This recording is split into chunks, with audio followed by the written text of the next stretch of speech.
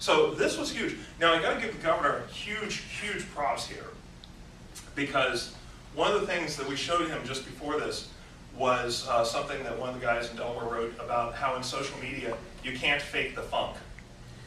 I mean, you're in social media, you are either an authentic person or you're not. And if you try to not be, you're going to be exposed pretty quickly. So we all know that with certain politicians, celebrities, whatever, you see their Twitter stream and you're like, yeah, I don't think that person actually wrote that. Yeah. And so the governor, you want to fill everybody in on how this works? Yes. Well, so we put in the description on the side that we put an asterisk F for Felicia. So all the tweets that I retweet or that I tweet on his behalf, I always put that there so that you know that it's me. We have an asterisk B for Brian, and then the rest are done by the governor. So you know exactly who it is behind that account who actually did that. It's really cool. So, yes. So I'm sure on the part of the governor or the staff, there were some real concerns about getting involved in this stuff. What were like the top couple of concerns? Like, we can't do this, we're afraid of X, Y, Z. I don't think I ever heard anybody in his office say that they were nervous about really getting involved with it. I mean, I think we thought that we would be getting a lot more direct complaints and a lot more hostility, and we don't see much of that at all. And this I think Ken will get into later, but it's been very positive and supportive atmosphere, I think, because of this intentionality.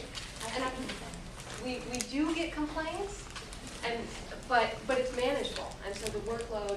We were worried it would just be a huge amount of work to deal with it, but it's been pretty decent.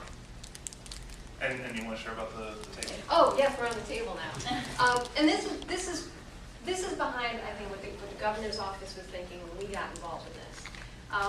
Does anybody here know about Fisker Automotive? Mm-hmm. All the Delawareans, I'm sure do.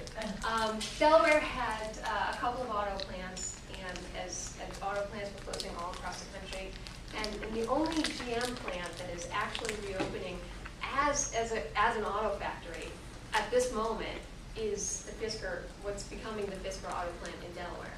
So the Fisker executives visited Delaware on very short notice, and they met with the leadership in Delaware, and then they flew back home. And by the time they got home, they had our offer letter in their email boxes.